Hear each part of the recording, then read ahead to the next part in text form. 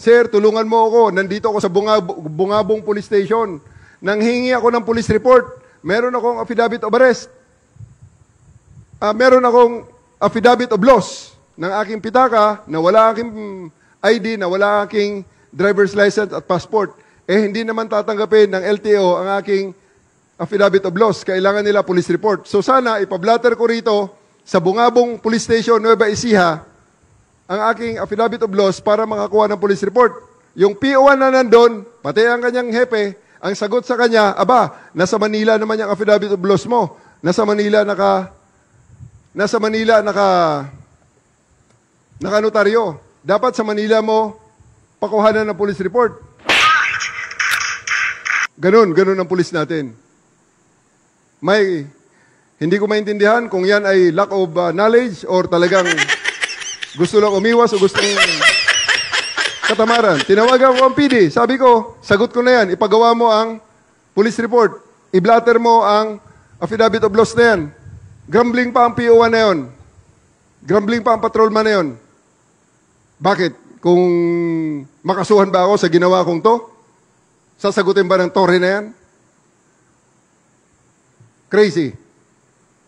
Sana huwag na maulit. Naririnig sigurado yan sa Bungabong Nueva Ecija yan. Nanginginig na yan. First and last chance. Patatawarin kita, boy. Pero huwag mo nang ulitin at huwag niyong gayahin. The same manner, meron din akong kaibigan. Last year din, sir, tulungan mo ako. Nandito kami sa Malolos Police Station. Yung anak ng aking empleyado ay binubugbog ng kanyang asawa. Yun ang sumbong. Ang mga pulis dito, ayaw hulihin yung asawa na nabubugbog kasi kagabi pa raw binugbog. Paano naman makakomplain ang babae na ospital dahil sa tindi ng tama niya, hindi na kaagad nakapag-report. Sabi ko, ibigay mo ang cellphone number ko dyan sa biktima. Binigay, tumawag sa akin. Sabi ko, ibigay mo sa kaharap mong pulis sa WCPD ng Malolos City Police Station. Ang sabi ko sa pulis, iha, hulihin niyo ba yan? O magpapadala ako ng CIDG para hulihin yan at kami magsusolve ng problema. Kami na lang, sir, sabi niya. So, 1 month, walang feedback. Nagkita uli kami ng kaibigan ko. Sabi niya, sir, andito ang tao ko. Magpapasalamat lang sa'yo.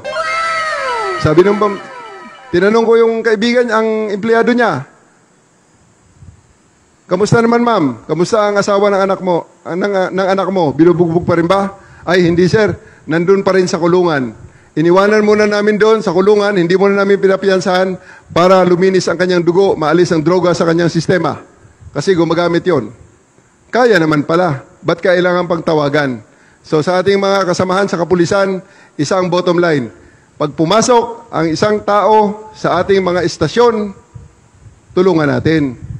Huwag nating iwanan, huwag nating pabayaan, huwag nating ituro sa kung saan. Kung kinakailangan na sila ay ilipat natin kung ang kanilang concern, kayo ay police station, karnap ang nangyari, kailangan dalhin sa HPG. Samahan sa HPG. Escort nyo, pasakayin sa patrol car, escort sa HPG at sabihin, properly endorsed. Kung sa tingin nyo barangay case, dalhin sa barangay, pero samahan ng ating kapulisyahan.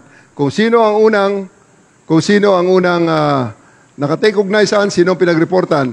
And most especially, nasa Station 10 ka, ang insidente nangyari sa Station 2. Huwag mong sabihin na, ay, sa Station 2 yan, punta kayo doon sa Masambong. Huwag ganon. Ang sabihin nyo, Masambong Police Station po, ang may cover niyan. Station 10 po kami. Sakay po sa patrol car, ihatid namin kayo doon sa Masambong para doon kayo matulungan.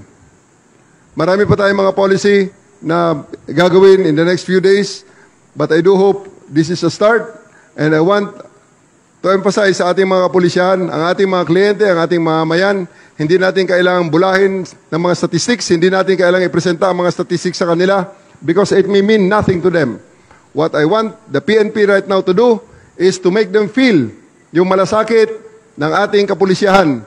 malasakit sa pagtulong sa kanila sa time ng kanilang distress, malasakit sa pagtulong sa kanila sa time ng kanilang mga pangangailangan, like as simple as police report para sa kanilang mga nawalang mga pitaka o nawalang driver's license, and most especially malasakit sa time ng kanilang distress, lalong-lalo na kung sila ay naging biktima ng krimen. Nice.